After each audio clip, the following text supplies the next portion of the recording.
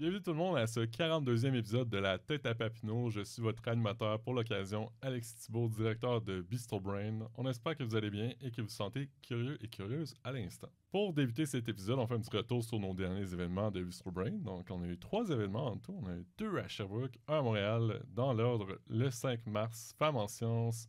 Ça tombe bien, on a justement une personne impliquée dans Femmes en sciences aujourd'hui autour de la table. Et ça a été le record historique d'achandage de Bistro Brain avec 218 personnes au Bac et Bière. Est-ce qu'on peut avoir une main d'applaudissement autour de la table, s'il vous plaît? Bravo!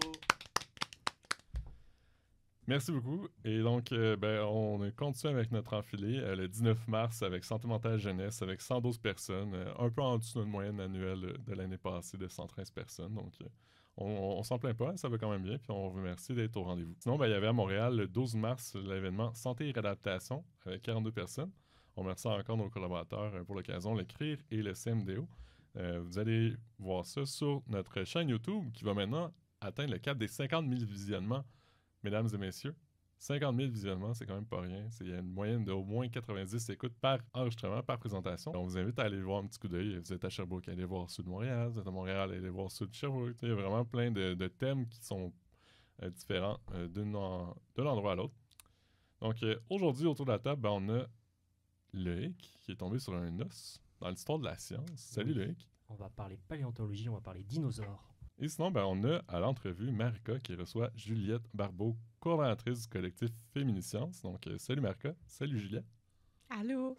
Allô? On enchaîne déjà avec le premier segment de l'épisode, une petite chronique. Donc, Loïc, je te laisse la parole. Merci Alexis. On va parler en fait de 2 amis qui sont par la suite devenus ennemis, qui ont aussi bien donc révolutionné leur domaine qui est la paléontologie, mais qui ont aussi pu le détruire donc au 19e siècle, avec ce qu'on appelle en bon anglais The Beau Noir. Donc si jamais il y a des blagues, je sais que c'est pas Halloween, mais si jamais ils voulaient faire passer des blagues, c'est le moment. Avant de rentrer dans le vif du sujet, en fait, qu'est-ce que c'est The Beau Noir?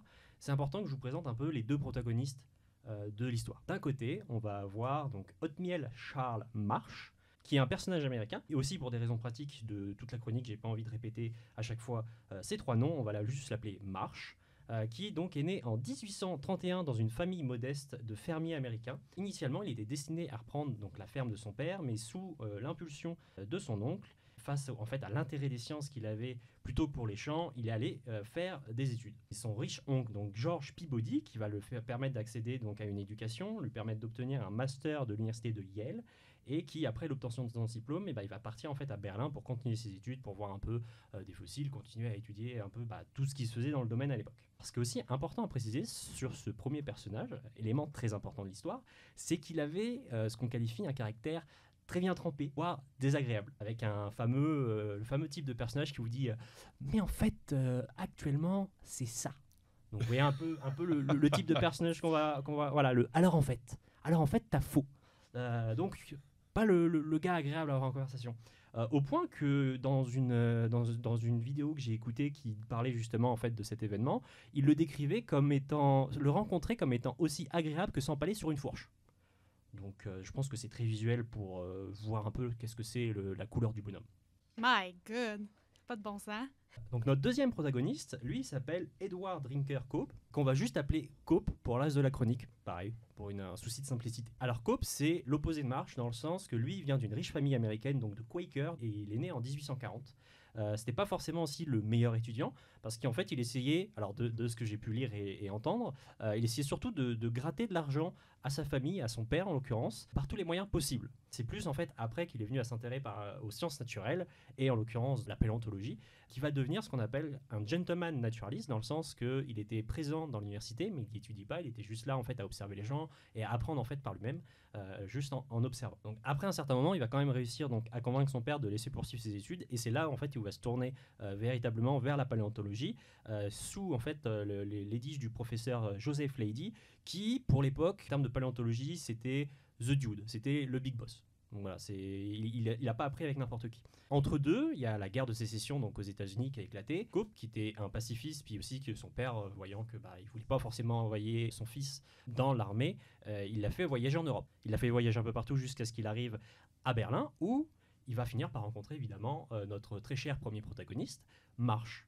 Donc au début, les deux ils vont être très amis parce que ils se rencontrent autour de quelque chose qu'ils aiment, de la paléontologie. Ça va venir au point que, à leur retour, quand ils vont donc revenir travailler et faire de la paléontologie aux États-Unis, ils vont chacun nommer des fossiles en l'honneur de l'autre. Arrive en fait l'année 1866 où il y a l'oncle de Marsh, donc George Peabody, qui va fonder le musée d'histoire naturelle de Peabody à Yale. Et évidemment, qu'est-ce qu'il va faire ? Il va faire ce qu'on aime, il va placer quelqu'un de proche de lui pour être le curateur du musée. Donc il va placer donc son neveu. Pendant ce temps, lui, Cope est devenu donc professeur de zoologie, mais la chasse aux fossiles, ça lui manque. Il se fait chier, on pourrait dire. Là, il regarde sa femme, il dit chérie, j'ai envie d'aller creuser dans le jardin, laisse-moi y aller. Sa femme lui dit non, t'as déjà fait 4 trous là, faut les reboucher. Bref. Donc, arrive un moment, breaking point, il se dit bon, je vais arrêter mon emploi de zoologie, je vais aller travailler avec mon mentor, donc Joseph Leidy pour rappel, qui va justement aller l'aider sur un site de fouille. Et puis il va être tellement fier en fait de partir en expédition. Alors c'était aux États-Unis, mais c'était encore sur la côte est. Il va au bout du compte inviter son bon ami Marsh à visiter le site. Et c'est là où en fait les choses commencent un peu à partir en cacahuète, si je puis dire, parce que Marsh va arriver là-bas. Qu'est-ce qu'il va faire ? Il va voir le site d'excavation, il va se dire ah mais dis donc, c'est bien ici, il y a des beaux fossiles ici. Si je payais des pots de vin aux ouvriers pour qu'ils m'envoient les fossiles plutôt qu'à mon copain. Et c'est évidemment ce qu'il a fait. Donc il a réussi à trouver du monde, il a réussi à donner des pots de vin, il a réussi à obtenir les fossiles du site de fouille de Cope et de Joseph Leidy. Mais c'est pas ce qui a été le point. Genre, apparemment, Cope l'a appris, était un peu en mode bon, pas cool, hein. Mais bon, on est encore copains. Le point de rupture en fait dans leur amitié, pour rappel, qui vient en fait du fait que Marsh était du genre, mais alors en fait, tu as faux. Ça vient que sur un squelette d'Elasmosaurus, qui est quelque chose en fait qui a un très grand cou, Cope avait placé en fait la tête, non pas à la place du cou qu'on connaît actuellement, mais à la queue qui est très petite. Et en fait, Marsh est arrivé, lui a fait mais là t'as des problèmes avec tes cervicales, t'as placé la tête à la place de l'arrière, donc à la place du cul. Et dans sa grande honte en fait de son erreur, Cope pour l'anecdote, déjà l'a très mal pris, et a cherché à racheter tous les journaux de l'époque où il avait publié en fait sa découverte, parce qu'il avait mis ça dans les journaux de l'époque. Il avait cherché à montrer, regardez ma recherche. Il a cherché à racheter tous les journaux publiés de son article scientifique pour être sûr que personne puisse le lire. Il n'y a pas d'information s'il n'y a que moi qui l'ai. C'était à peu près son esprit sur le moment.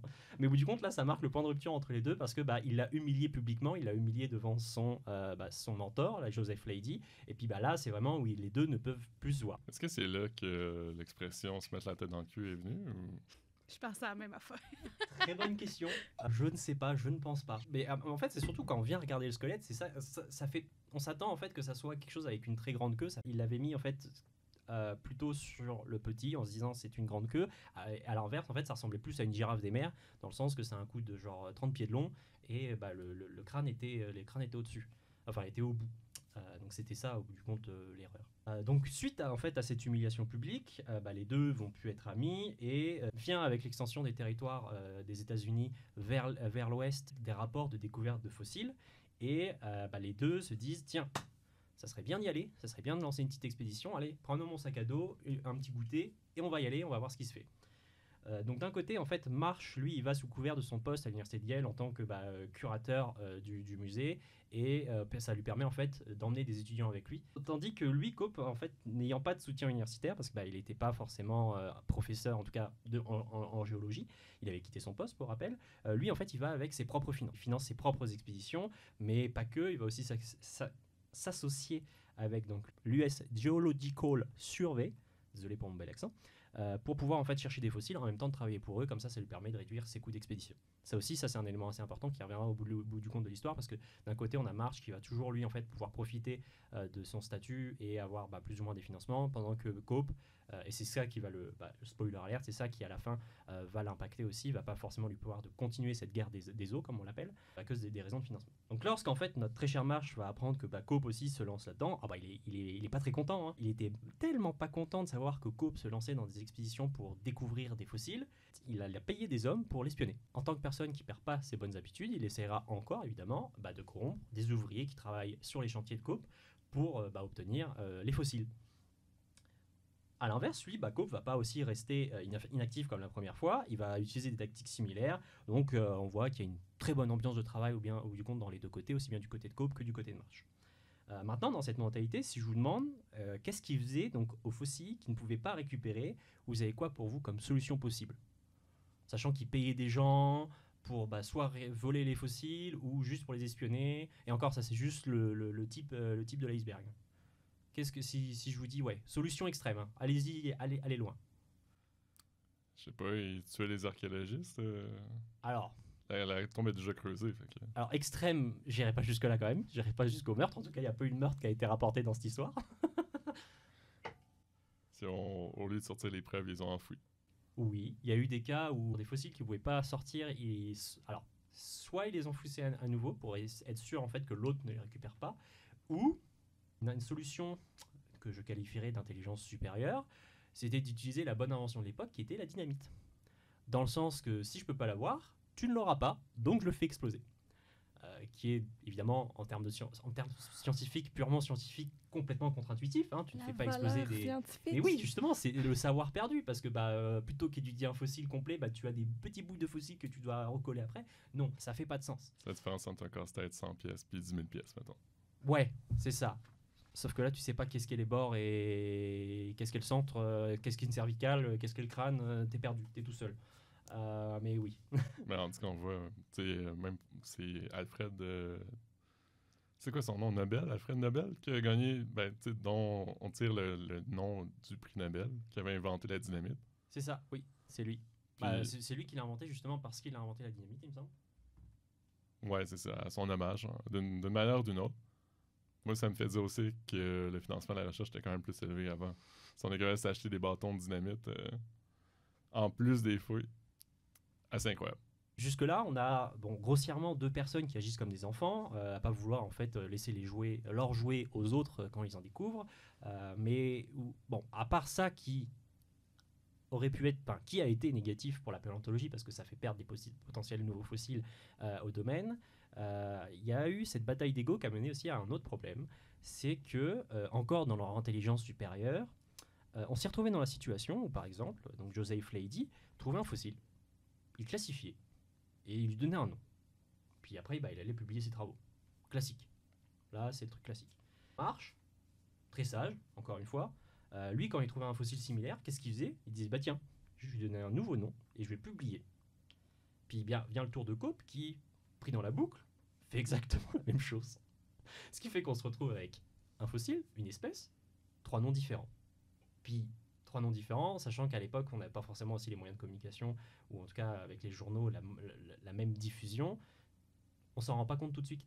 Donc ça a créé en fait ce problème de gros bazar avec une espèce, plusieurs noms, et puis ça arrivait où même on a eu des fois où l'un voyait la publication de l'autre qui avait republié sur le travail de l'autre en premier, et republiait encore par-dessus. Donc ça rajoutait encore une couche. Donc, vous voyez un peu le bazar. On peut prendre l'exemple du Stegosaurus, qui est le dinosaure donc avec des grosses écailles sur le dos, pour ceux qui sont un peu amateurs en dino. Il publie évidemment ses travaux. Cope va alors publier donc, dans un nouveau nom qui mène à Marsh à se dire « Ah, c'est une autre espèce », et qui republie encore une fois dessus. Et ça, c'est l'exemple vraiment typique. Ça, c'est l'exemple qu'on retrouve. Ça vient en fait au point qu'à un moment, donc Joseph Leidy, qui je rappelle pour l'époque était le big boss de la paléontologie, il voit ça. Il regarde les deux. Il fait, moi les gars, je quitte. Là, la porte, je la prends, je m'en vais. Puis c'est ce qu'il a fait. Il a dit, il allait faire autre chose. Là, il allait cuisiner planter des patates, j'en sais rien, mais il a complètement arrêté la paléontologie. Il a disparu du milieu. Il a fait, moi, je veux pas travailler là-dedans. Là, genre les deux enfants, vous battez entre vous. Moi, je veux pas participer. Puis ça a continué longtemps là, parce que Marsh, au bout du compte, après va publiquement montré les erreurs de Cope dans ses publications, parce qu'évidemment, c'était faut publier vite parce qu'il faut battre l'autre, il faut lui couper l'herbe sur le pied, donc tu fais des erreurs. Donc Marsh va lui mettre ça un peu dans la figure. Il va aussi, au bout du compte, intercepter des télégrammes pour pouvoir publier avant lui. Toujours dans l'esprit de pouvoir être le premier. Ça va mener comme ça en fait à des petits échanges malicieux tout au long, jusqu'à un moment où en fait Cope va prendre de vitesse Marsh sur un site de fouille qui va évidemment l'énerver parce qu'il s'est fait coiffer au poteau. Ça va mener à ce qu'on appelle au fait au Como Bluff, qui a été un grand site de zone, parce qu'il y a 2 personnes qui vont approcher Marsh, qui vont dire hey, on a trouvé des fossiles. Marsh il va pas chercher à comprendre, il va les bully pour pouvoir en fait acheter le terrain et pouvoir faire ses sites de fouille au plus vite. Donc en fait cet endroit, donc les Como Bluff, va se révéler en fait être une véritable mine d'or de fossiles, et c'est là où en fait nos 2 comparses vont passer quelques années dans cette région pour y trouver donc de nombreux fossiles, mais aussi alors il y a des rapports de leurs équipes qui se battaient en s'envoyant des coups de cailloux. Donc aussi bien des découvertes pour la science que découvertes à mon avis pour les hôpitaux locaux de l'époque. Donc ça va s'arrêter en fait quand Cope, financièrement, il va pas forcément pouvoir continuer à suivre en fait la course avec Marsh, parce que Marsh il a les financements, il a le poste universitaire. Cope, même si son père lui a laissé en fait de l'argent, c'est pas infini.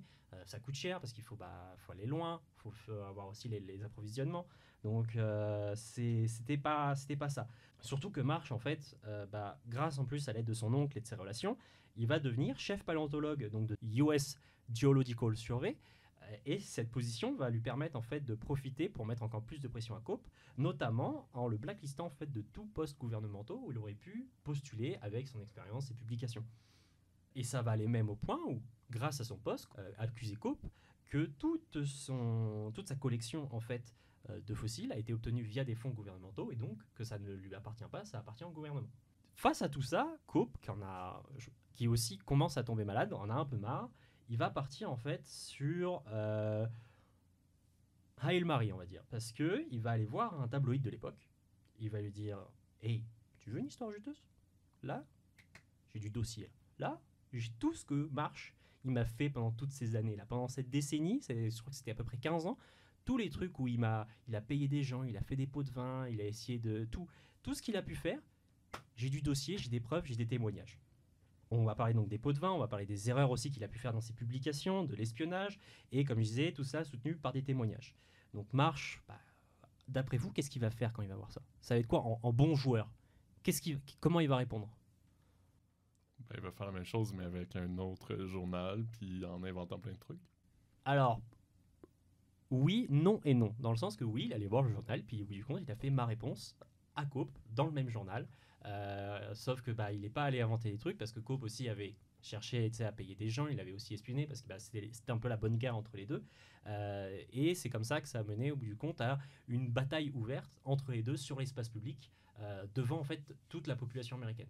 Même si au bout du compte le conflit entre les deux dans la communauté scientifique, c'était pas un secret de polichinelle, ça se connaissait, on savait très bien, là, c'était quelque chose de connu dans la paléontologie. Le problème, c'est que l'exposition devant tout le monde de leur bataille d'ego qu'il y a eu sur des décennies, avec toutes les mauvaises choses en fait qu'ils ont pu faire, toutes les malices qu'ils ont pu mettre en place pour juste empêcher l'autre d'avancer, ça en est venu au point qu'en fait, suite à tout ça et à ce conflit en fait ouvert avec Cope dans les journaux, Marsh il va se voir demander de quitter son poste de chef paléontologue qu'il a obtenu dans le gouvernement. Ce qu'il faut retenir quand même de leur haine entre chacun, de leur conflit, c'est que mine de rien, ça a permis la découverte donc pour Marsh de 80 espèces de dinosaures et pour Cope plus de 50. Sachant que à l'époque, quand ils ont démarré les deux, donc avec Joseph Leidy, il y avait à peu près une dizaine d'espèces qui étaient connues dans le domaine. Donc ils ont vraiment permis en fait une expansion du domaine majeur. On peut compter donc dans leur découverte des espèces comme donc le stégosaure, le diplodocus ou encore le tricératops qui ont été donc découverts pendant ce conflit entre les scientifiques. Sauf que le problème, c'est qu'avec toute leur histoire de double et triple publication à vouloir en fait prendre de vitesse l'autre, il a fallu en fait des décennies aux paléontologues après coup pour juste recatégoriser tous leurs travaux, pour dire attends, telle espèce ça correspond à quelle espèce, et puis voilà. Mais c'est comme ça qu'en fait à la fin on a pu voir en fait tout ce qu'ils avaient pu découvrir et l'ampleur en fait. C'est surtout ça, c'est que même si il y a eu des mauvaises choses, que la paléontologie n'a pas forcément une bonne image à l'époque, il y a eu quand même très très grosses découvertes grâce à leur conflit, même si ça a pris des décennies. Et l'ironie du sort voudra en fait qu'une bonne partie de la collection de marches lui soit confisquée à la fin de sa vie, parce qu'elles étaient obtenues via des fonds gouvernementaux pendant les expéditions. Voilà, c'était l'histoire des Bone Wars. Merci Loïc pour ta chronique. Ça fait plaisir. Ça a vraiment fait le tour de la chose, de l'os. On passe maintenant à une petite pause.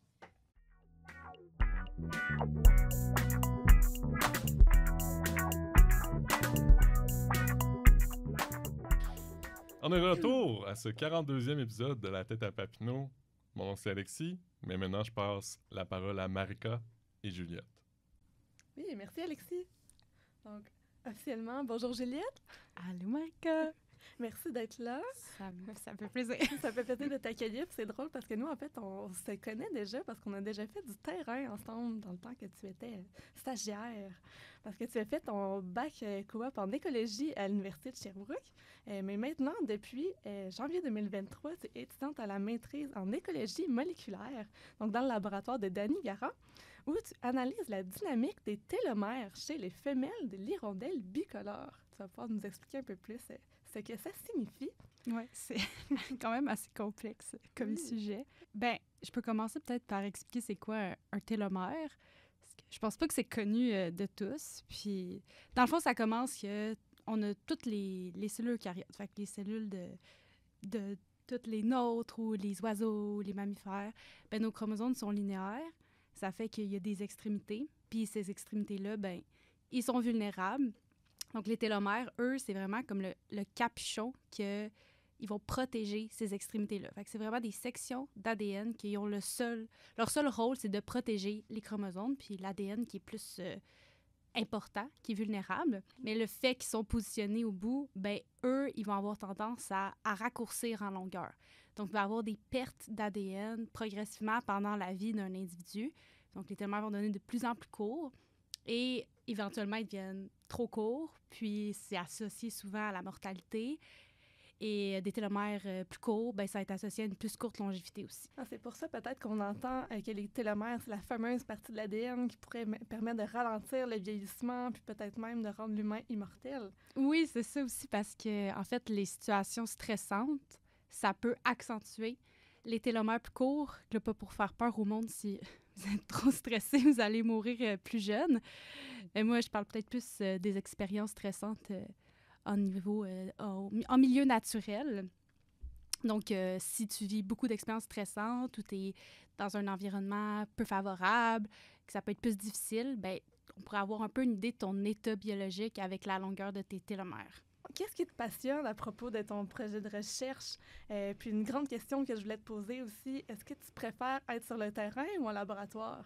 Moi, ce que je trouve intéressant d'utiliser les télomères, c'est vraiment que je peux venir étudier des questions d'écologie évolutive à un niveau vraiment plus précis de l'organisme, quelque chose qu'on ne peut pas nécessairement voir directement sur le terrain, que moi, je regarde vraiment le lien entre la longueur des télomères et la reproduction. Donc, se reproduire, ça peut être stressant, on le sait, puis ça peut être très demandant, surtout pour une hirondelle là, qui se retrouve en nature, qui elle doit constamment chasser des insectes, nourrir ses oisillons. Puis voir la longueur des télomères associée à ça, bien, ça peut un peu nous donner une idée de l'investissement de son énergie entre elle-même ou ses oisillons, sa reproduction. Donc, elle doit faire un compromis entre les deux. Puis, dépendamment de la longueur, comment qu'elle change, bien, ça peut nous aider à répondre à des questions d'écologie évolutive sur les coûts de la reproduction. Puis, c'est ça, on a vraiment un indice au niveau moléculaire de comment que la reproduction, bien, ça peut affecter le parent. Donc, moi, je trouve ça vraiment intéressant pour ça. Puis, question de terrain laboratoire, bien, je pense que je pourrais dire j'aime autant les deux parce que les deux sont importants. C'est sûr que c'est vraiment le fun de pouvoir aller attraper des oiseaux, puis voir ce qui se passe, voir les petits oisillons. Je suis vraiment chanceuse, mais aussi d'être en laboratoire puis d'avoir accès à des données au niveau de leur ADN puis de pousser les questions évolutives un peu plus loin. C'est vraiment pertinent, je crois, aujourd'hui. Je te rejoins là-dessus. Être en labo, c'est un beau minding. T'es dans ta bulle, tu fais tes trucs, ça donne des super beaux résultats. Mais au niveau du feeling de tenir des petits oisillons nés la veille dans sa main et protégés du vent parce qu'ils sont tellement minuscules, c'est quand même un feeling incroyable. C'est sûr. Mais je te dirais que quand il y a des journées d'averse sur le terrain, des fois, j'ai envie d'aller faire du labo. Puis quand c'est des belles journées dehors, j'ai envie de plus d'aller faire du terrain. Ça dépend de la journée. Sinon, Juliette, tu es aussi présidente du collectif Féminiscience. Donc, le collectif était d'ailleurs, comme on l'a mentionné plus tôt, collaborateur pour l'événement Bistrobrain Femmes en sciences du 5 mars 2025, qui a battu tous les records d'achalandage. Et donc, pourrais-tu nous décrire un peu quelle est la mission du collectif, comment est-ce qu'il s'est formé, puis pourquoi tu as décidé de t'impliquer dans ce groupe? Le collectif Féminiscience, c'est vraiment récent. C'est depuis 2022 que moi, ça a été fondé avant que je m'embarque dedans par Anjou Laberge, qui était aussi étudiante en écologie ici, à la maîtrise. Puis dans le fond, le but du collectif, c'est vraiment d'avoir une association, une présence qui est là dans la faculté des sciences à Sherbrooke pour faire la promotion des femmes dans les domaines de STEM. Que STEM, j'imagine, tout le monde connaît ça ici, mais c'est sciences, technologie, ingénierie, mathématiques. Et faire, c'est ça, de la sensibilisation, éduquer les personnes, mais aussi promouvoir leur présence, essayer de trouver des solutions pour avoir une meilleure rétention des femmes en sciences. Parce que je pense que c'est le plus gros problème. Là, on le voit dans les plus bas niveaux. Bien, il y a des femmes qui s'inscrivent au bac, qui veulent étudier, mais quand il faut monter dans les échelons, quand il faut continuer aux études graduées, quand il faut aller un peu plus loin, bien, les femmes, ils restent pas. Puis c'est là qu'il y a comme la balance qui vient aller vers les hommes. Puis il y a plein de raisons. Là. On peut parler de maternité en sciences, on peut parler de biais internes. Il y en a plein d'exemples. Puis c'est ça, favoriser les EDI, la présence des femmes, ben je pense que c'est quelque chose qui est encore important aujourd'hui. C'est pour ça que moi, ça m'intéresse. Puis c'est sûr que moi, je suis féministe. Moi, je pense que c'était important d'essayer de faire des actions. Puis, ben, Féminiscience, c'était parfait. C'était parfait pour moi. C'est pour ça que je me suis impliquée. Oui, c'est une cause super importante. Totalement d'accord. Pourrais-tu nous donner un exemple du type d'activité que vous organisez? Oui, ben j'en ai un justement. En février dernier, on a organisé un panel pour discuter de l'inclusion des minorités, des femmes en terrain, en milieu éloigné. Donc, on a fait venir 3 femmes qui ont beaucoup d'expérience dans ces terrains-là pour nous parler un peu de les difficultés qu'il peut avoir associées à ça, puis comment que ça peut créer un milieu exclusif. Puis, je pense que vous pouvez vous imaginer que si on parle de la science en général, ben c'est des systèmes qui ont été mis en place souvent par des hommes. Donc, comment que c'est réfléchi? Ben c'est fait aussi pour les hommes. Donc, je pense que ce panel-là, c'était un peu de venir critiquer puis venir se demander, ben pourquoi est-ce qu'on accepte que c'est fait comme ça? Puis pourquoi est-ce que les femmes sont comme forcées à venir s'adapter à ça puis peut-être à se mettre dans des situations qui sont plus vulnérables ou qui vont pas être capables de performer autant parce que c'est pas pensé en conséquence de leur corps ou des choses comme ça. Mm-hmm. Un milieu inclusif parce qu'on peut discuter de ces enjeux-là. Oui, c'est ça. Puis c'était vraiment intéressant. Puis il y avait vraiment un intérêt de savoir comment améliorer les terrains après ça. C'est ça que j'ai trouvé qui était le plus intéressant. Les gens, ils veulent changer comment ils réfléchissent à leur terrain. Est-ce qu'il y avait des pistes de solutions, de réflexion que tu avais trouvées intéressantes qui ont été nommées? Bien, moi, ce qui, je trouve qui est comme le plus évident puis qui n'est pas tant discuté, c'est l'accès aux produits hygiéniques, aux menstruations. Sur les terrains, Marca, tu le sais, là, des fois, on n'a pas accès à des toilettes, on n'a pas accès à des produits de menstruation. Puis là, tu dis, tu es dans ta semaine, puis là, tu es sur le terrain pendant 12-13 heures, tu n'as pas accès à des toilettes. Si personne ne te l'a dit avant, ben comment que tu peux te préparer en conséquence? Tu n'as pas une place pour changer ton tampon, puis on sait que ça peut avoir des vrais problèmes de santé. Puis là, imagine-toi que tu es en Arctique, tu es parti une expédition 3 mois, puis personne ne te l'a dit. Il n'y a pas de ressources, de tampons, de serviettes qui sont accessibles. Ou t'es pas shamé, mais c'est quoi le mot en français? Culpabilisé. Ouais. Si tu dois en parler, ben, ton boss, c'est un gars que tu peux pas nécessairement aller le voir ou t'es pas à l'aise. Ça, je pense que c'était une grosse affaire. Tu sais, dans les trousses de premiers soins, des fois, il y a des condoms, mais il n'y a pas des tampons, tu sais. Je veux dire, c'est clairement que... Ah, t'es blessé, mais si, on va te mettre un condom. Tu sais, il y a clairement un problème. Puis, tu sais, aussi, je veux dire, je pense que si des gens qui ont fait des terrains, que tu vis avec une équipe, ben si tu es dans un milieu, que tu es éloigné, que tu es juste dans une petite équipe, bien, s'il y a déjà des dynamiques d'équipe qui sont misogynes ou qui sont toxiques, bien, ça va juste être exacerbé, puis être encore plus toxique. Puis clairement que tu vas avoir des gens qui vont percevoir les femmes comme moindres, comme pas capables de faire certaines tâches, puis ça peut être aussi dangereux, là, les violences sexuelles dans ces milieux-là, bien, c'est très présent, puis souvent, c'est pas nécessairement dit, c'est pas parlé. Donc, c'est toutes des choses à réfléchir, que si t'es un monsieur de 60 ans, que ça fait 20 ans que t'as pas été sur le terrain, puis que là, tu organises son terrain, ben tu vas pas nécessairement y penser. Je suis peut-être partie un peu.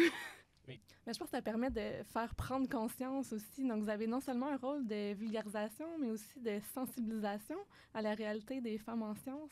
Est-ce que tu as un commentaire par rapport à ça?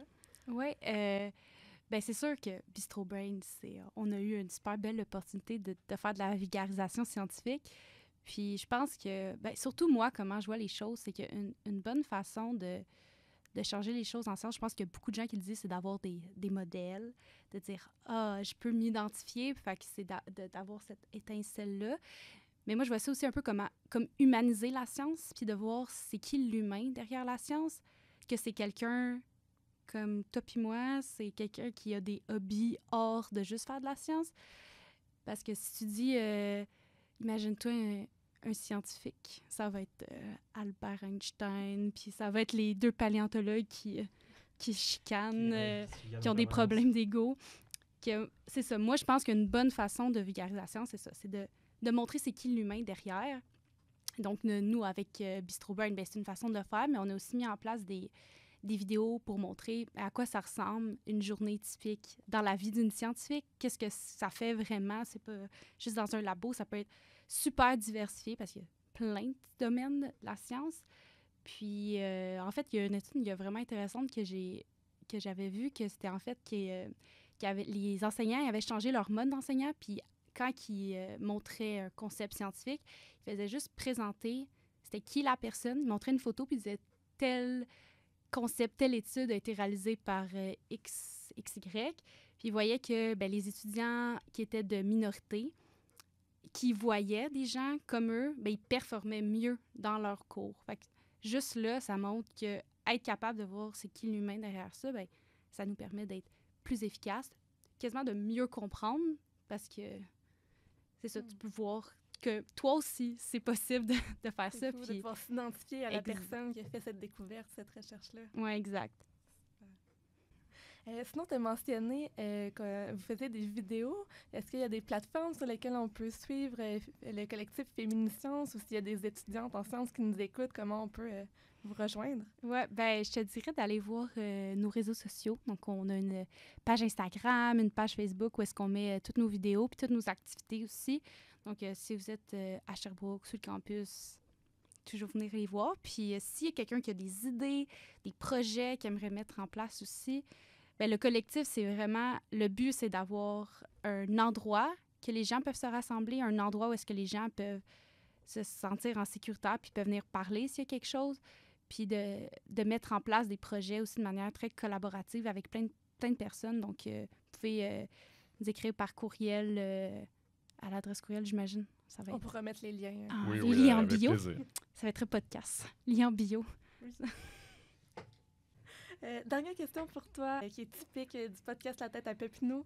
Quelle place devrait avoir la vulgarisation scientifique au Québec? Je me suis demandé ça aussi parce que moi, avant d'étudier en sciences, je n'étais pas une grosse fan nécessairement de sciences. Je n'étais pas le stéréotype de l'enfant qui tripe sur la science. Puis je viens pas d'un background que les gens dans ma famille ou mon entourage sont des scientifiques. Moi, je connaissais la science comme un peu que tout le monde connaît, mais le domaine académique, le domaine de la science, comment que la recherche se fait, je n'étais pas au courant. Puis je suis convaincue que la majorité des gens ne savent pas vraiment c'est quoi qu'un scientifique fait en tant que tel, c'est quoi la réalité derrière ça.